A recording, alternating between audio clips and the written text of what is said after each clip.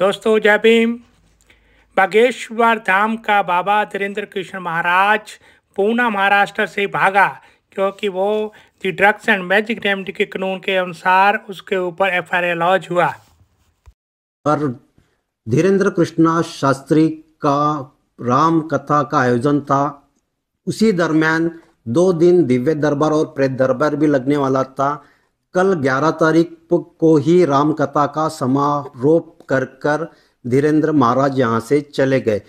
उसका क्या कारण था कि यहाँ से उनको जल्दी ही 2 दिन पहले जाना पड़ा? इसी सिलसिले में हमसे बात करने के लिए जादूटोना विरोधी कायदा समिति के सह अध्यक्ष प्राध्यापक श्याम मानव जी है।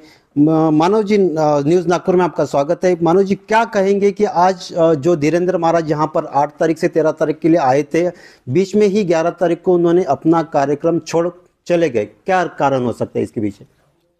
नहीं, सीधी सी तो बात है कि उन्होंने पहले से डिक्लेयर किया था कि 13 तारीख तक का कार्यक्रम होगा।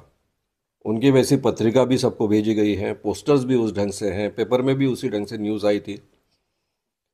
और 13 तारीख का कार्यक्रम होने के पहले ही 2 दिन वो चले गए। इसका मतलब साफ है कि वो नागपुर से भाग गए। क्यों उनको नागपुर से भागना पड़ा? उसके पीछे के 2 कारण हैं। एक कारण है अखिल भारतीय अंधश्रद्धा निर्मूलन समिति, जो 40 सालों से इस खास कर महाराष्ट्र में और आसपास के प्रांतों में काम कर रही है। ये समिति ने आज तक कई बाबाओं का भंडाफोड़ किया है। यहां बड़े बड़े बाबाओं को नागपुर से भगाया है। इसीलिए नागपुर को पोलखोल शहर, ये अखिल भारतीय अंधश्रद्धा निर्मूलन समिति ने, बाबा ने जो राम कथा कही है उसके बारे में कोई ऑब्जेक्शन नहीं उठाया, क्योंकि राम कथा उनको कहने का अधिकार है, लोगों ने भी सुनना चाहिए। ये लोगों के धार्मिक स्वातंत्र्य का हिस्सा है, स्वतंत्रता का हिस्सा है। लेकिन उसके साथ में उन्होंने जो दिव्य दरबार लगाया था उसमें वो काफी चमत्कारों का दावा करते हैं। जैसे कि उनका दावा है कि वो अपने भक्तों का नाम अपने आप पहचानते हैं, उनके पिताजी का नाम पहचानते हैं, उनकी उम्र बता सकते हैं। इतना ही नहीं, उनका मोबाइल नंबर बता सकते हैं। इतना ही नहीं तो अपने भक्तों के घर में जाकर कौन से रूम में, कौन से अलमारी में कौन सी चीज रखी है वो भी पहचानते हैं। ये सब दावे उन्होंने इसके पहले जो दिव्य दरबार लगे, जिसके वीडियोस यूट्यूब पर उपलब्ध है, उनमें किए ही थे। और वो 8 और 7 तारीख को यहाँ दिव्य दरबार करने वाले हैं, हमको पता चल गया था। हम राह देख रहे थे कि इनका दिव्य दरबार हो, ताकि नागपुर में इसी बाबा का, ये धीरेन्द्र कृष्ण महाराज का दिव्य दरबार हो रहा है। दिव्य दरबार में उन्होंने इस ढंग से दावे किए हैं तो कानून भी लागू होता है और हमको कहने का अधिकार भी प्राप्त होता है कि भाई आप ऐसे दावे करते हो तो सिद्ध कर बताए। इसलिए अखिल भारतीय अंधश्रद्धा निर्मूलन समिति ने उनको आह्वान दिया था कि हम आपके सामने 10 व्यक्ति रखेंगे। इन 10 व्यक्तियों के नाम आपके आप में जो अंतर्ज्ञान है, जो आप कहते हो कि आप भक्तों का नाम से लेकर हर चीज आप अपने आप पहचान सकते हो और भक्तों के घर में जाकर देख सकते हो, इसको क्लेरोवायंस कहते हैं। हम अपनी भाषा में इसको अंतर्ज्ञान या फिर दिव्य दृष्टि कहते हैं। तो यह सिद्ध करने के लिए आप आगे आइए। हम 10 व्यक्ति आपके सामने रखेंगे।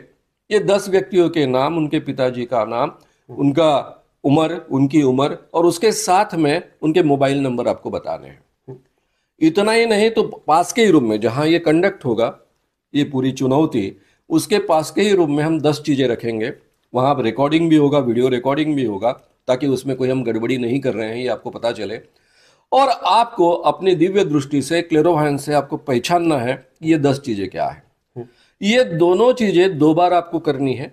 ये चुनौती 2 बार रिपीट करनी है, क्योंकि पहली बार आपकी भी गलती हो सकती है, हमारी भी गलती हो सकती है। अगर उसमें सच्चाई है, सत्य है, तो 2 बार रिपीट करना संभव है, इसलिए 2 बार रिपीट होगी।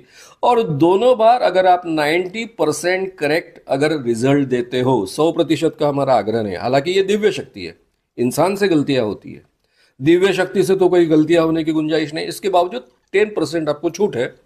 90% अगर 2 बार आप रिपीट करते हो, रिजल्ट देते हो, तो आपको अंधश्रद्धा निर्मूलन समिति अखिल भारतीय का 30 लाख रुपए का प्राइज मिलेगा। हाँ। लेकिन उसके लिए 3 लाख रुपए आपको डिपॉजिट करना है। अदरवाइज आप विदाउट डिपॉजिट, पैसों के लिए नहीं, ऐसा भी आह्वान स्वीकार सकते हो। ये आह्वान देने के बाद में उनके सामने चारा क्या था क्योंकि लोगों को लगता है कि उनमें दिव्य शक्ति है, लेकिन उनको मालूम है कि मैं ठगी करता हूं। दिखता है साफ।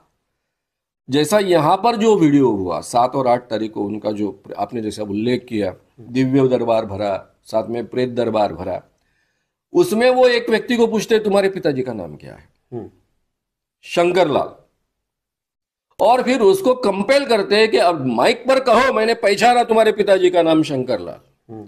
अब इससे बड़ी मूर्खता क्या हो सकती है? वीडियो में उन्हीं के ओर से प्रसारित हुआ ये वीडियो, और उसको कहते हैं अगर तुमने नहीं कहा माइक पर तो देखो तुम्हारे सब कान मैं बाहर कर दूंगा, धमकी भी देते। तो इस ढंग की कई बातें उन्होंने कही है, तो उसके आह्वान देने के कारण उनको भागना पड़ा। दूसरी बात, जादू टोना विरोधी कानून जो महाराष्ट्र का है, उसका जादू टोना विरोधी कानून प्रचार प्रसार अमल बजावनी समिति है, उसका मैं सह अध्यक्ष हूं। ये नाम भी मिला है। सर कैसा है कि आपकी ये सारी बातें तो सोशल मीडिया पे भी गई है, प्रिंट मीडिया ने भी कवर किया, इलेक्ट्रॉनिक मीडिया ने भी कवर किया है। ये आह्वान उन तक गया क्या? उन तक गया क्या ये आह्वान? डेफिनेटली गया है भाई। मीडिया में इतने बड़े पैमाने पर ये बात छपकर आ रही है, इतनी बड़ी प्रेस कॉन्फ्रेंस हुई, उनके साथ में ये सब बातें की, आपने भी खुद जाकर उनको कहा है, कई मीडिया के लोगों ने कहा है, तो ये बात तो उन तक पहुंची है। और वो खुद यहाँ के नहीं है, लेकिन आयोजक तो नागपुर के है ना, उनको तो सभी चीजें मालूम है ना। वो आयोजक मुझे भी पहचानते हैं, अखिल भारतीय अंधश्रद्धा निर्मूलन समिति को भी पहचानते हैं, सरकार को भी पहचानते हैं। कल इनमें से आयोजकों में से मैंने एक को फोन किया था, तो उन्होंने बोला था कि